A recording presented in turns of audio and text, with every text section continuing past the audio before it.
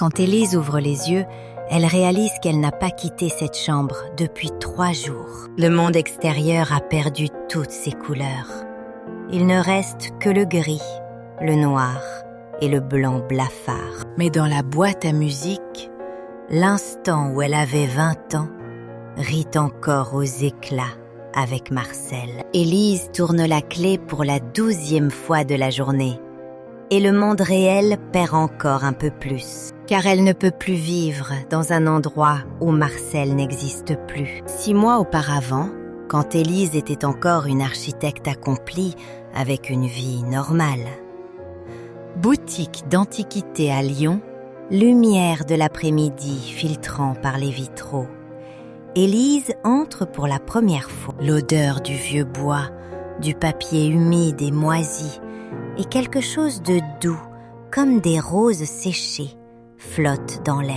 Un vieil homme aux cheveux blancs, lunettes à monture dorée, se tient derrière le comptoir et lui sourit. Il dit d'une voix grave et chaleureuse: « Vous cherchez ce que vous avez perdu, n'est-ce pas ?» Élise sursaute, car cette question touche la douleur qu'elle essaie de cacher depuis 3 ans. Marcel était parti 3 ans plus tôt, dans un accident de voiture que personne n'avait prévu. Depuis, Élise vivait comme une machine, travaillait, rentrait, dormait et répétait sans émotion. Le vieil homme sort de derrière le comptoir, ses mains ridées tenant une petite boîte à musique en bois de rose. La boîte à musique porte 2 lettres argentées gravées, E et M, entrelacées comme une promesse. Il murmure: « Elle vous ramènera aux moments les plus heureux.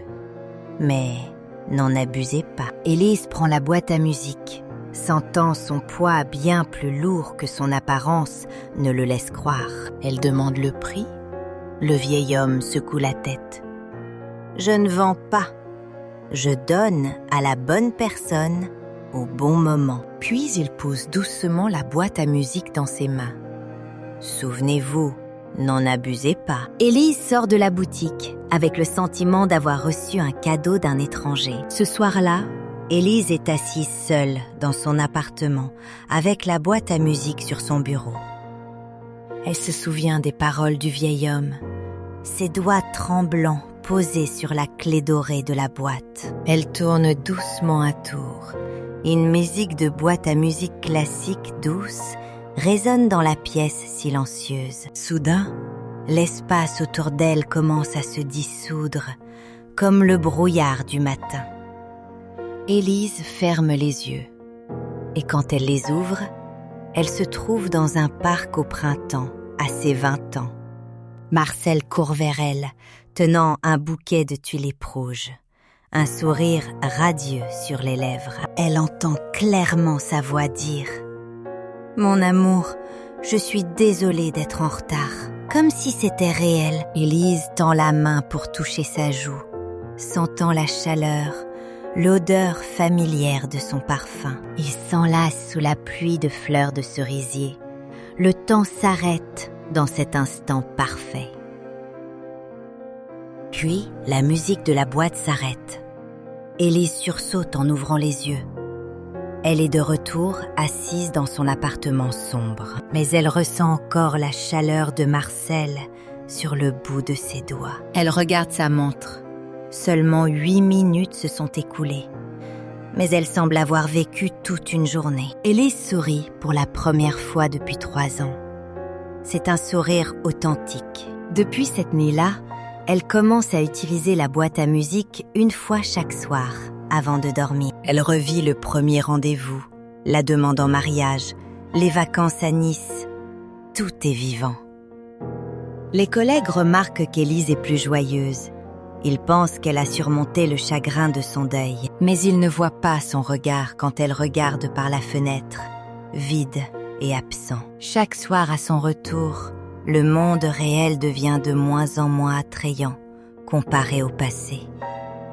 Elle commence à utiliser la boîte à musique, non seulement le soir, mais aussi à la pause déjeuner, tôt le matin. Et à chaque utilisation, elle remarque que le temps dans les souvenirs s'allonge. Mais la réalité devient plus fade. Un matin, Élise se réveille et réalise que la fenêtre de son appartement n'a plus de ciel bleu. Le ciel est toujours lumineux, mais d'une lumière grise et blanche, trouble comme du vieux papier décoloré. Elle court dans la rue. Tout le monde vaque normalement à ses occupations.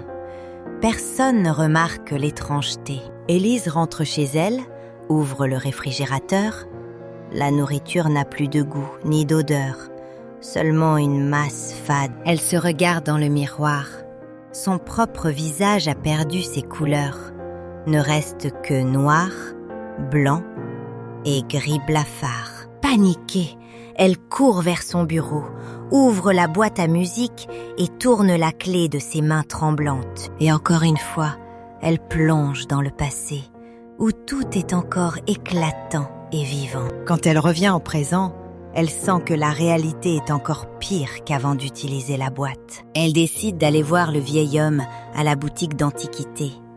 Mais le magasin a fermé et n'existe plus. La nouvelle vendeuse dit ne rien savoir d'une boutique d'antiquités. Ce magasin de mode est ouvert depuis 10 ans. Élise court chez elle, s'assoit sur le lit, regarde la boîte à musique avec un sentiment de peur pour la première fois. Mais le désir de revoir Marcel est plus fort que la peur.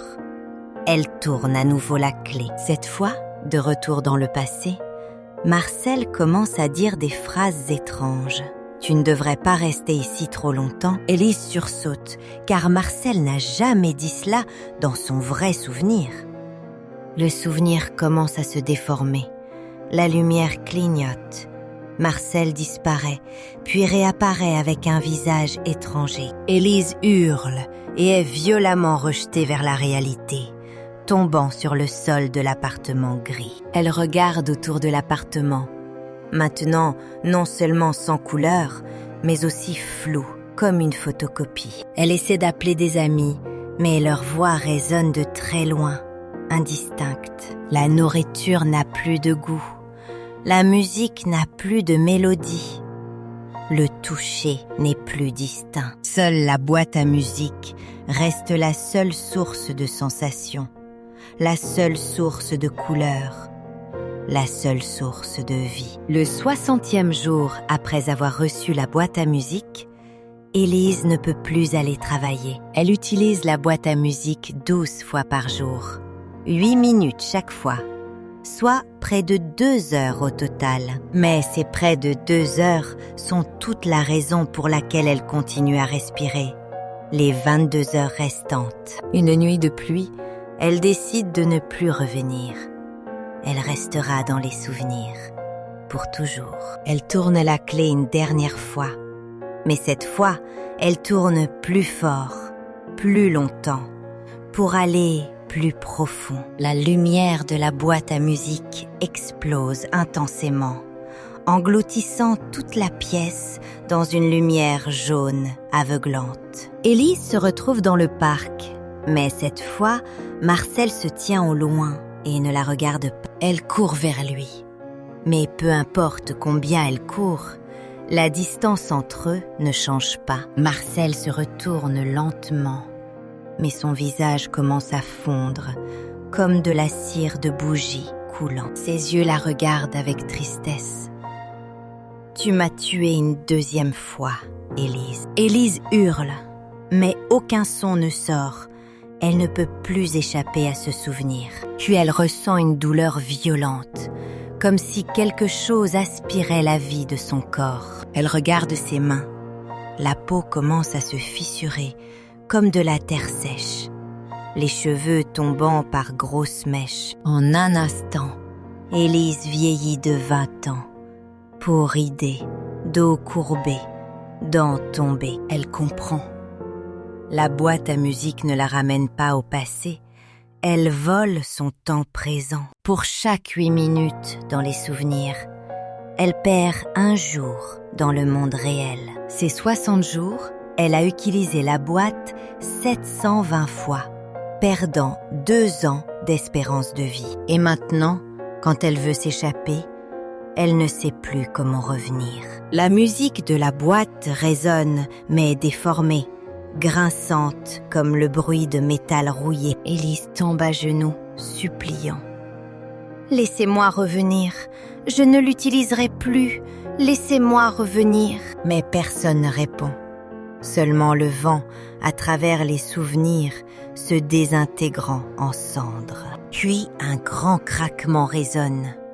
Élise est violemment projetée vers la réalité, avec une douleur atroce. Elle se réveille allongée sur le sol de l'appartement, la pluie tombant à verse dehors par la fenêtre. Elle lève la tête vers le miroir au mur et voit le visage d'une vieille dame de 40 ans la regarder. 2 ans d'espérance de vie ont disparu. Et le monde autour est maintenant presque totalement noir et blanc. Élise rampe vers la boîte à musique, ouvre le couvercle.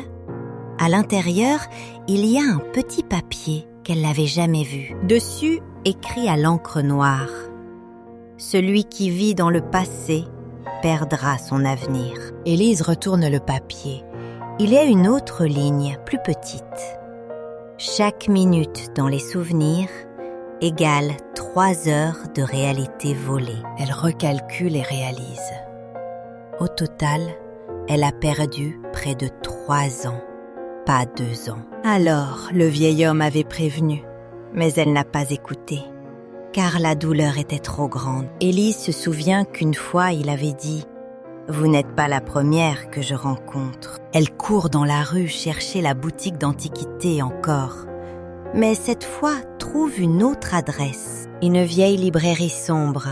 Elle trouve de vieux dossiers sur des cas de mort par vieillissement prématuré mystérieux. En 1952, une femme morte à 28 ans, mais cadavre comme une vieille de 80 ans, à côté se trouve une boîte à musique.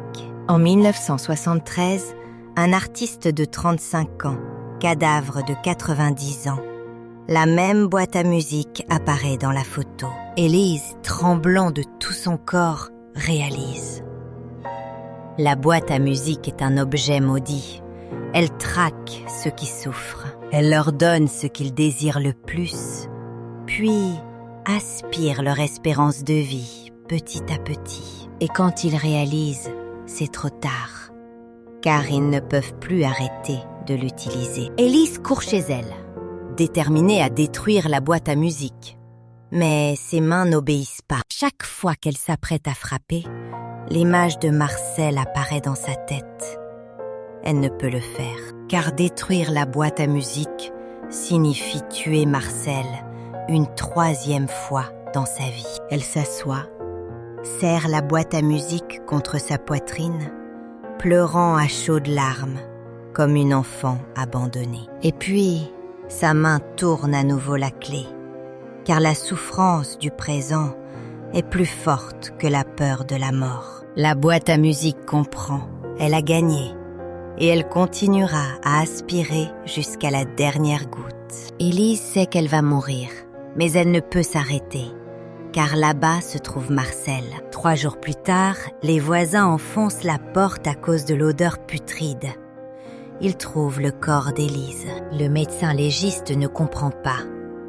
Les papiers indiquent 38 ans, mais le corps ressemble à quelqu'un de près de 70 ans. À côté du corps se trouve la boîte à musique en bois de rose, la clé toujours insérée, émettant encore une faible lumière.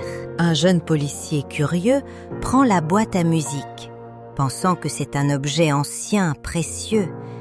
Il la cache dans sa poche. Quelques jours plus tard, il ouvre la boîte, voit le papier d'avertissement, mais rit et le jette, car il vient de perdre sa femme dans un accident de voiture il y a 3 mois.